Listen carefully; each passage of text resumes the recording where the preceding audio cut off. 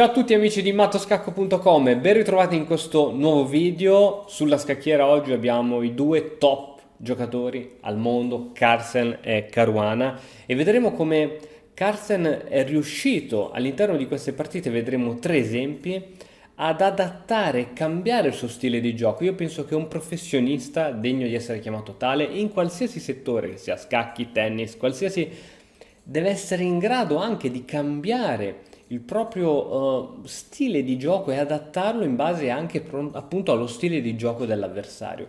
E Carlsen è riuscito a fare questo salto di qualità con delle mosse che vedremo che si ripeteranno all'interno di queste tre partite, che hanno messo in difficoltà Caruana, che hanno permesso sempre a Carlsen di andare in netto vantaggio. Andiamo a vedere quali sono queste strategie innovative che non hanno mai fatto così parte della vita scacchistica di Carlsen, anzi è uno stile di gioco più da Kasparov, ma che Carlsen si è impossessato per battere sempre Caruana.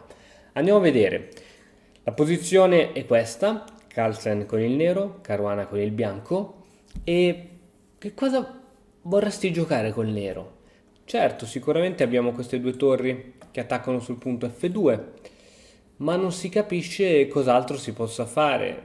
Sì, si può provare sicuramente a incrementare la pressione mettendo la donna in batteria insieme alle torri, ma semplicemente il bianco potrebbe difendere quel pedone ulteriormente, ma non è una minaccia concreta in nessun modo, anche perché c'è il re stesso che difende anche quel pedone. Dunque, in che modo? Bisognerebbe riattivare questo cavallo, perché da qui purtroppo questo cavallo non ha molte case. Tuttavia, possiamo già immaginarci che le manovre di cavallo di questo tipo e questo tipo porterebbero il cavallo ad entrare su questa casa, e ancora una volta non si capisce bene come questo cavallo possa attivarsi. In più, il cavallo da F5 toglie la comunicazione fra le due torri, e quindi questa torre sarebbe anche in presa. Dunque la posizione per il nero non sembra così felice, ma guarda un po' che mossa ha trovato Carlsen. E4, sacrificio di pedone. Perché? Questa mossa è geniale. Questa mossa permette al cavallo di trovare finalmente la sua casa ideale su E5. Da E5 sostiene la torre, attacca poi questo alfiere, perché adesso vediamo come continua la partita. La partita può continuare in due modi: o pedone per oppure torre per. Vediamo cosa accade in caso di torre per. Essenzialmente la torre ha lasciato il punto F2, dunque ora si può giocare torre per F2, e a seguito di donna per F2, torre per F2, re per F2, non solo ora Carlsen si ritroverebbe con la donna contro due torri, che comunque normalmente è anche una partita giocabile, ma c'è D5 con attacco doppio e mortale. Veramente, veramente, veramente incredibile. Dunque questa mossa abbiamo scoperto che non si può giocare. Su E4 bisogna catturare invece di pedone. A seguito della cattura di pedone, come ti dicevo, c'è cavallo N5. Cavallo N5 in cui si minaccia questo alfiere, si sostiene la propria torre, e in caso in cui questo alfiere abbandoni questa diagonale, il cavallo ha una bellissima casa su cui andare. Ed è proprio così che funziona. Alfiere E6 la mossa che viene giocata da Caruana, ma adesso c'è cavallo D3. Il cavallo D3 attacca la torre e aiuta le torri ad attaccare sul punto F2. La situazione è veramente critica. Il bianco ora deve trovare un modo per difendersi. Torre F1 sarebbe una mossa molto molto passiva. Qui Caruana trova l'intelligente mossa di alfiere F5. Questa si chiama mossa di interferenza, poiché l'alfiere toglie la connessione fra le due torri, e dunque è vero, tu mi catturi l'alfiere, io la prossima ti catturo la torre. Ma vediamo Carlsen che risposta trova. Cavallo per E1 minacciando la donna e tenendo salva la propria torre. Torre per E1. Attenzione adesso. C'è torre in D3, questa torre si salva. F4 minacciando la donna. Donna per G3 col supporto della torre. Cambio delle donne. Scacco. re in F2 e questa è una situazione veramente veramente da sogno in cui ci si ritrova a giocare con due torri contro torre e alfiere. Fantastico, fantastico. Tra l'altro ringraziamo per queste analisi il maestro FIDE Luis Fernandez Siles, che è lui che ha trovato queste idee innovative all'interno di queste partite. Questa era solo la prima, dunque ricordiamoci insieme qual è stata l'idea. È stata ancora una volta E4, quindi il sacrificio di un pedone per permettere l'attività di tutti i propri pezzi verso l'attacco. Ricordati questa cosa qui, perché adesso andiamo nella seconda partita. Questa volta Carlsen gioca con i bianchi, Caruana con i neri e ancora una volta siamo in una posizione, non dico di stallo, perché ci sono tante manovre che si possono fare, ma Carlsen ora decide di fare una spinta precisa. Ti ho già dato un grande indizio dicendo spinta, quale mossa faresti? E qui la spinta è F5. Oh sì, sì, sì, sì, F5. Sembra un vero sacrificio inutile, poiché questo pedone può essere catturato con due pedoni del nero. Certo, se non fosse che la cattura con qualsiasi pedone va a disfare la struttura pedonale. Per esempio, è per F5, ora questo pedone è debole, c'è torre e donna che attaccano su questo pedone, ma si può ancora più semplificare la posizione con torre per, adesso questo pedone è totalmente da solo, donna per D5, ora c'è questa batteria fortissima, c'è questo attacco doppio su questo cavallo e c'è questo attacco doppio sul punto F7. La posizione qui è veramente veramente persa, il nero avrebbe dovuto giocare torre F8 e adesso si andava in vantaggio di un pezzo pieno, quindi col pedone in D abbiamo capito che non si può catturare. L'altra possibilità è di catturare con il pedone in G ed è così che va la partita, ma il bianco, scusami, il nero avrebbe anche potuto far finta di nulla, non catturare con nessuno dei due. Beh, volendo sì, avrebbe potuto mettere la torre qui, ma adesso c'è sia la spinta che è veramente tragica, ma anche le prese stesse sono tragiche, perché cattura qui e adesso si è venuta a creare una debolezza su questo punto G6. Tieni conto che il nero non ha più l'alfiere campochiaro, quindi avrà fatica a difendere questo pedone che ormai è diventata una debolezza. Il bianco con alfiere C2 lo attaccherà, con la donna in D3 lo attaccherà, con manovre di cavallo riuscirà ad attaccarlo. Spero di non aver fatto troppo casino con tutte queste frecce, alfiere, donna, insomma non solo è debole il punto G6 ma è debole anche il punto E6, è debole anche il pedone A6 dunque tutte queste debolezze chiaramente formano poi dei punti di forza per il proprio avversario. Dunque abbiamo capito ancora una volta che su questa fantastica mossa essenzialmente conviene catturare. Ok,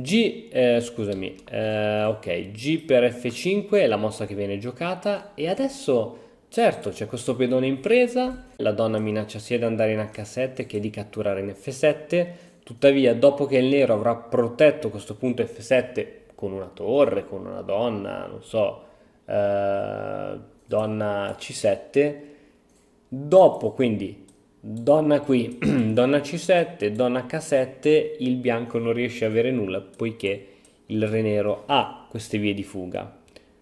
Perciò Carlsen non si accontenta subito di catturare questo pedone, ma trova un'altra mossa geniale, ancora un'altra spinta di rottura. C4, wow! C4 sembra una mossa incredibile. C4 sembra una mossa incredibile. Qual è l'idea? È che se ora il nero cattura, semplicemente c'è sempre questo pezzo qui che cade, no? Quindi si possono cambiare le torri e poi questo pezzo qui cade. Se il nero fa finta di nulla e spinge formando così un pedone passato, il problema è sempre lo solito, si perde un pezzo, qui si può addirittura anche catturare di alfiere, così guadagniamo un tempo perché minacciamo la torre. Dunque questa è la grande forza di questa mossa. Su questa mossa viene giocata cavallo in D4, il cavallo è sorretto dall'alfiere e allo stesso tempo ora minaccia la donna. Carlsen sacrifica momentaneamente la qualità, quindi stiamo dando una torre per un cavallo e va bene, abbiamo perso la nostra torre, abbiamo guadagnato un cavallo, riprendiamo la qualità con questa mossa e siamo in una posizione pari. Ora è il momento di donna H5. Benissimo, donna C7 per difendere questo punto, C per D5 e ora ovviamente non si può catturare questo pedone perché non solo si perderebbe la torre ma si avrebbe una struttura pedonale veramente indecorosa e matto in zero mosse eccetera eccetera. Bisogna giocare torre 7. Torre 7 super protegge questo punto, mette la torre in comunicazione con la donna, quindi ci sono un po' di possibilità difensive. D per E6 bisogna fare attenzione. Se ora si cattura di pedone, ci sarebbe donna G6 e comunque prima o poi questo pedone cade, poiché è troppo attaccato.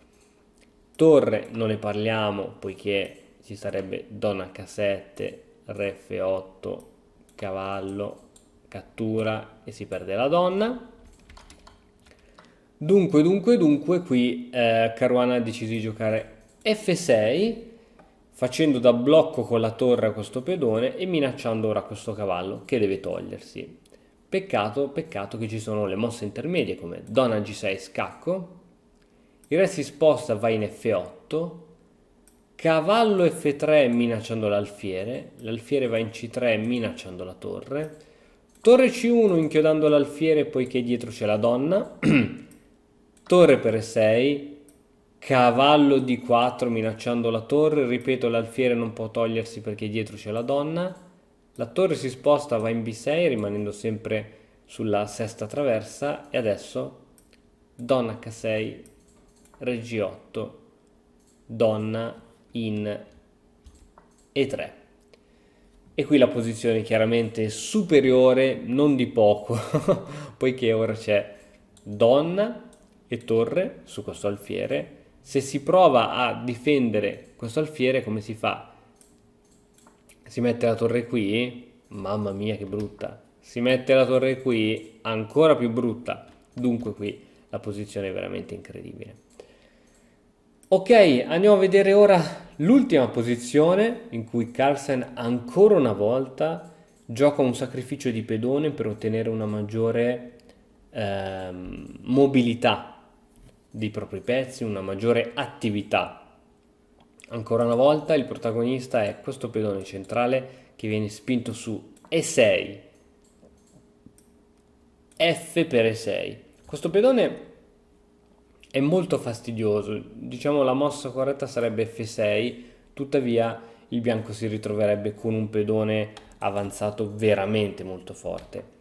Caruana qui gioca F per E6 andando a rompere la struttura pedonale e creando poi una debolezza. Adesso il punto E6 è a tutti gli effetti un punto d'attacco. Cavallo G5, il cavallo si toglie da questa posizione a bordo scacchiera dove non faceva nulla, va in G5 dove inizia a creare un attacco concreto su E7, non solo, ora supporta anche gli attacchi con la donna su H7. Dunque cavallo G6, torre F6 per difendere questo punto, cavallo G5 volevo dire, donna in C2, come ti dicevo ora si minaccia qui, la mossa che non servirebbe a nulla sarebbe H6 e H6 non impedisce alla donna di arrivare qui. La spinta di pedone in G6 sembra buona ma indebolisce le case nere che possono essere sfruttate in questo modo ed è comunque mortale per il nero. L'unica sembra torre G6, che è la risposta che trova Caruana, che sembra una risposta totalmente sensata, ma Carlsen trova sempre il modo per uscire da queste situazioni.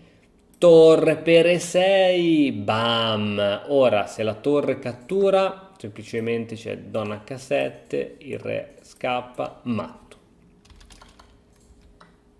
Se si cattura di donna mi sembra ovvio che si perde la donna, la situazione è tragica. Si sposta la donna, si mette la donna da qualche parte, per esempio donna per G5 perde per l'alfiere, la mettiamo questa donna, la mettiamo in D8. ci piace donna in D8, si cattura la torre, H per G6, donna per G6 e la situazione non è grave ma di più. Ora la donna può entrare in questi modi, il cavallo è inchiodato, gli alfieri sono fortissimi e per il nero è solo questione di tempo. Ma vediamo com'è andata la partita. Su torre E6 c'è donna per E6, il nero decide di dare la propria donna in cambio della torre e del cavallo, alfiere B2, eccetera eccetera. Qui la posizione è veramente veramente ottima per il bianco. Bene, spero che anche il video di oggi ti sia piaciuto. Come al solito ti invito a lasciare un like, un commento, iscriverti al canale se ancora non l'hai fatto. Noi ci vediamo domani con un altro nuovo video. Ciao! E ora, per continuare, che cosa posso fare? Beh, innanzitutto ti consiglio di iscriverti al nostro canale in modo tale da non perderti le nuove video lezioni. E poi puoi vedere il video che è stato più cliccato in questa settimana. Ci vediamo, ciao!